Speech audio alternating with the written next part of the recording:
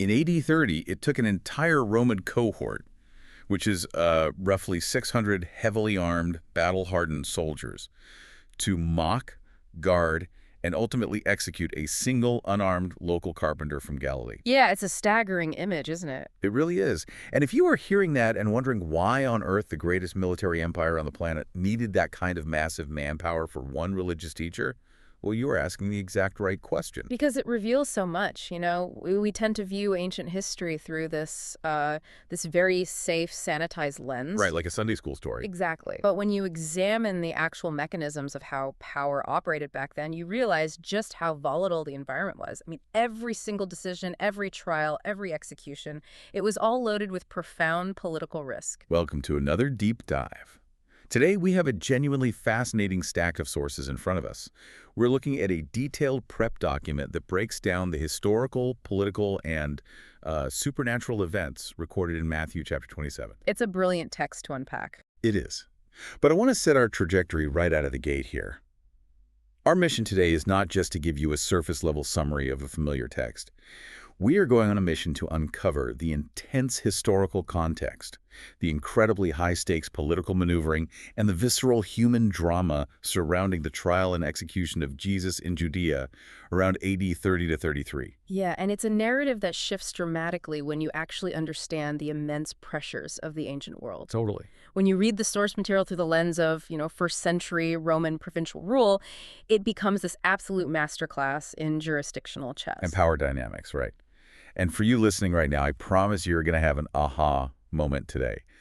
By the end of this deep dive, you're going to see exactly how power, politics, and social unrest violently collided. It's going to recontextualize everything. We are going to ensure this historical event feels vivid, incredibly relevant, and far from just an old text.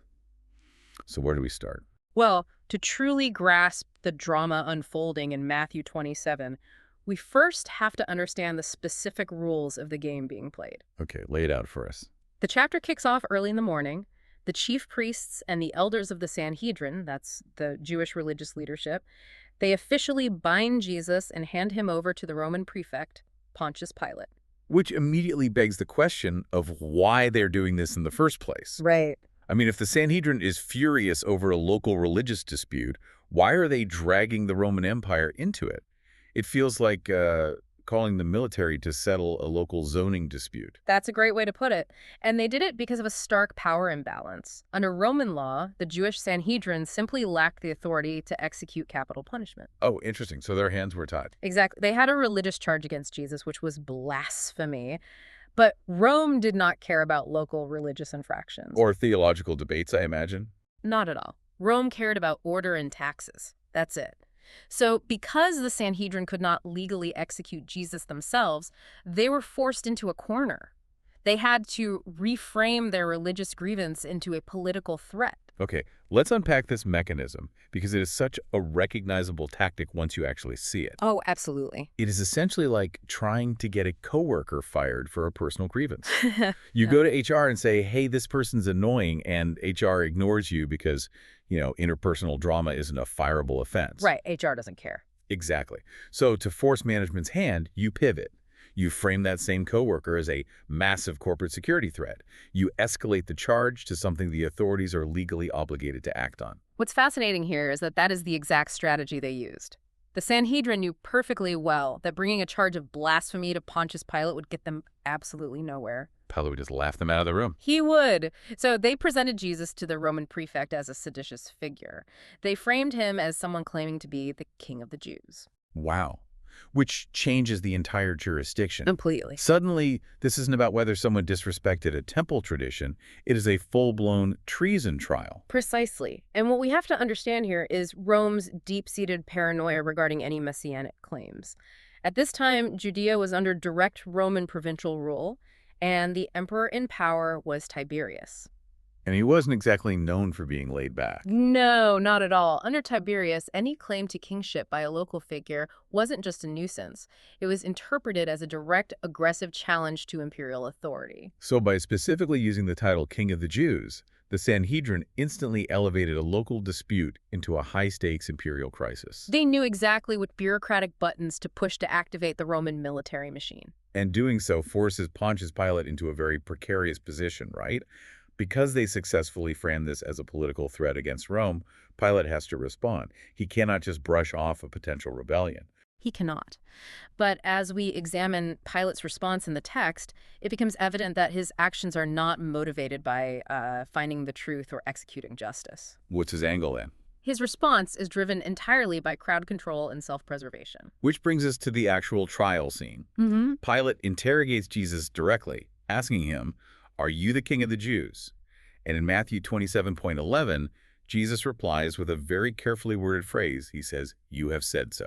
It is such a fascinating response. It isn't a denial, but it also lacks the aggressive, militant declaration of war that Pilate would typically expect from a hardened political insurrectionist. Right. It basically leaves Pilate staring at a massive contradiction. Yeah, because Pilate is looking at a guy who doesn't present as a rebel general preparing for a siege. But outside his window, he is looking at a massive, volatile crowd that has been explicitly orchestrated by the religious elite. It's a powder keg. So Pilate tries to find a loophole to de-escalate the situation. He offers the crowd a choice. He tells them he will release one prisoner. They can choose Jesus, or they can choose a notoriously violent, known insurrectionist named Barabbas. And the crowd, whipped into a frenzy by the local elite, demands Barabbas. Which leads to one of the most famous gestures in recorded history. Pilate literally takes water and washes his hands in front of the crowd. In Matthew 27:24, he declares, "I am innocent of this man's blood. It is your responsibility." It's incredibly theatrical. Wait, I have to push back on this a bit. If you're listening to this, you might be wondering the same thing. Pilate represents the unmatched might of the Roman Empire. He does. He has actual military legions at his disposal. Why on earth does he cave to a local mob?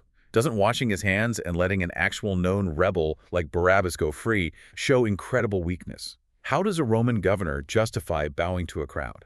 I mean, from a modern perspective, it certainly looks like weakness, but in the context of first-century Roman provincial rule, this is an act of grim Roman pragmatism. Pragmatism. How so? Well, Pilate's primary overarching goal, the very reason Emperor Tiberius stationed him in Judea, was maintaining the Pax Romana, the Roman peace, at all costs. Okay. Keep the peace, keep the revenue flowing, and whatever you do, do not let the province catch on fire. Exactly. I imagine it's somewhat like a massive mafia protection racket. Rome provides the peace, meaning they don't burn your cities down as long as the locals pay up and keep quiet. That is a very apt way to describe it, honestly. Judea was a province brimming with resentment.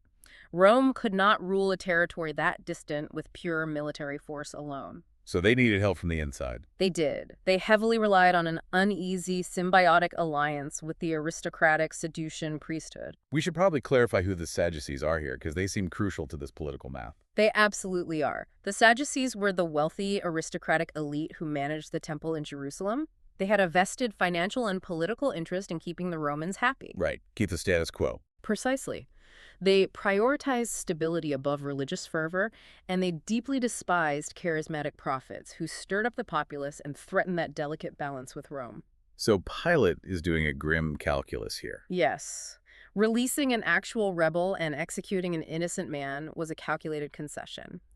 Pilate is essentially trading one man's life to placate the local elite and prevent a massive, bloody uprising. An uprising that would brought the wrath of Rome down on his own head. Exactly. He prioritizes order over justice. That pragmatism carries such a horrific cost, though, because Pilate's calculated decision seals Jesus' fate, and it sets the stage for Rome's brutal execution machinery to kick into gear. And the source document points out that this machinery was designed to be intensely theatrical and psychologically devastating. Yeah, the historical reality of Roman execution methods is, it's difficult to fully comprehend today. But before the narrative even reaches the physical execution, Matthew 27 presents a profound psychological drama. It really contrasts two very different reactions to the trial that just concluded. Right. You have the trial scene, which is just public chaos, the deafening roar of a mob demanding blood. But juxtaposed against that, you have the incredibly quiet, isolating despair of Judas Iscariot. The contrast is jarring. The text details how Judas, stricken with remorse over his betrayal, tries to return the 30 pieces of silver to the chief priests, And their reaction is chilling. They refuse the money. They call it blood money. which is so hypocritical. It is. The same religious leaders who just successfully manipulated the Roman legal system to orchestrate a death sentence are suddenly deeply concerned with the ritual purity of their treasury. If you are listening to this and marveling at the hypocrisy, it really is staggering. They are willing to shed blood to maintain their political power, but they won't put the coins back in the offering box because of a religious technicality. And it leaves Judas totally isolated. He throws the coins into the temple, leaves, and hangs himself. Yeah. The priests then take that same money and buy the potter's field, a burial place for foreigners. It's a dark, quiet tragedy happening right in the shadows of the loud public trial. It highlights the collateral damage of this political maneuvering. Yeah. And that psychological devastation is a central theme as the narrative shifts back to Jesus, who is handed over to the Roman soldiers after Pilate's concession. Which brings us back to that staggering number we mentioned at the start of the deep dive. Right. Here's where it gets really interesting. The mockery of Jesus isn't just a couple of guards roughing up a prisoner in a holding cell. The text specifies that an entire Roman cohort is gathered. And as we said, a cohort is roughly 600 soldiers. 600 hardened military men surrounding one prisoner. They strip him, dress him in a scarlet robe, twist together a crown of thorns, and put a staff in his hand. They are mocking his alleged title, King of the Jews. It's overwhelming. But the sheer scale of this indicates we aren't just looking at casual cruelty. This is a massive, state-sanctioned psychological operation. Why dedicate a whole cohort to this? If we connect this to the bigger picture, it's because crucifixion wasn't just a method of execution. It was a highly visible, torturous deterrent. It was a propaganda tool. I see. It was explicitly reserved for rebels, insurrectionists, and slaves. It was Rome's way of broadcasting a message to the entire province. This is what happens when you challenge the authority of Caesar. So the cruelty is the point. Yes. The goal was to crush the human spirit and dehumanize the victim before the physical execution even begins, explicitly to deter any future anti-Roman agitation. The mockery by the cohort is just the first act of that state-sponsored theater of cruelties. It's a stark display of earthly power. Rome holds every single card. They have the weapons, they have the numbers, and they hold the legal authority. And this brutal reality reaches its peak at Golgotha, the site of the execution. But this is where the narrative provided in our source document takes a dramatic, sudden turn. A huge pivot.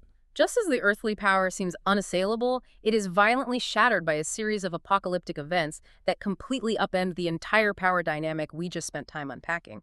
The text describes it so vividly. As Jesus hangs on the cross, the natural order begins to break down.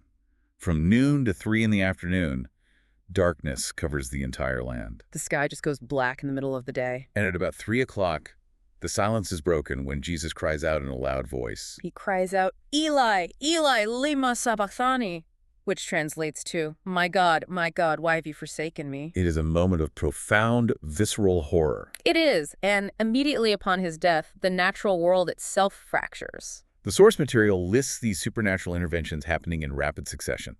An earthquake shakes the land, physically splitting the rocks apart. The thick veil inside the temple is torn entirely in two. Tombs break open, and the text says resurrected saints appear. It is apocalyptic chaos. It really is. But why do these specific elements matter so much to the narrative? They matter because the contrast is staggering. For the entire chapter, the events have been driven by a strict earthly power imbalance. Right. The Sanhedrin manipulated the legal system. Pilate used his imperial authority. The 600 soldiers exercised their military dominance. Exactly. But suddenly, the visceral horror of Rome's execution machine collides with undeniable divine intervention. The natural and supernatural order violently interrupts the political order. So what does this all mean for the people standing there? The text focuses specifically on the Roman centurion and his guards.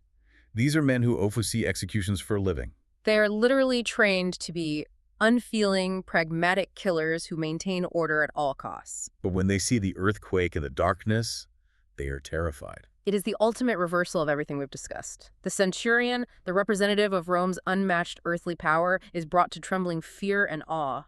Matthew 27.54 records his exclamation. He says, "Surely he was the Son of God." Wow. The state-sanctioned theater of cruelty breaks down in the face of this supernatural reality. The empire thought they were making an example out of a political rebel to keep the province quiet, but the narrative reveals they were actually participating in an event of cosmic significance. And after all of this massive upheaval, the screaming mob, the 600 soldiers, the midday darkness, the earthquake, the chapter ends with a very quiet, profound denouement. It settles. Evening falls, the chaos subsides. A wealthy disciple named Joseph of Arimathea steps forward. He requests the body of Jesus from Pilate and respectfully lays it in a secure, rock-hewn tomb. The loud, violent machinery of Rome is replaced by a silent, sealed grave. It is an incredible shift in tone. Moving from the roaring mob to the utter silence of the tomb really forces you to pause. It absolutely does. The political tension, the historical context, the sheer human drama of it all, it totally recontextualizes how we read this text. It is not just a religious story happening in a vacuum. It is a collision of empires, both earthly and divine. It truly is. And as we wrap up our analysis of this prep document, there is one specific detail from those apocalyptic interventions that warrants deeper reflection from anyone studying this text. Well, I'm curious. What is it? We mentioned the thick temple veil tearing earlier, but the text specifically notes that it tore from top to bottom. Wait, why is the direction important? Consider what that symbolizes. For centuries, that veil was the ultimate barrier, separating the general public from the most sacred space, the Holy of Holies. The earthly priests, those same Sadducean elite who desperately orchestrated this entire trial to maintain their control and stability, were the only ones who could pass through it. Right, they were the gatekeepers. Exactly. But in this moment of cosmic upheaval, that barrier is violently removed. And because it tears from top to bottom, it suggests it wasn't destroyed by the hands of the earthly priests, but seemingly from above. What does it mean for the ancient world and for us when the ultimate barrier to the divine is shattered not from the ground up, but from the heavens down? Man, that is exactly the kind of provocative question we want you to be mulling over today. Because history isn't just static facts. It's a living, breathing commentary on power, authority, and what happens when an unstoppable force meets an unmovable object. Before we go, I really want to hear directly from you. Please drop a comment below and share your thoughts on the intense political and historical drama we unpacked today. Did Pilate's grim pragmatism surprise you? Or what stood out to you about the sheer scale of that massive Roman cohort? We read every single comment, and we absolutely love seeing your insights. Also, if you enjoyed today's deep dive into this incredible historical text, you need to hit that like button and subscribe right now so you never miss an exploration with us. And do not forget, you need to check out the description below the video or audio player right now. We have some exclusive links related to today's topic that you're definitely going to want to get your hands on. Finally, I will just say this. If you thought today's deep dive was packed with tension, just wait. Our next deep dive is going to be even more intense, and you will not want to miss it. Thank you so much for joining us, and we will see you next time.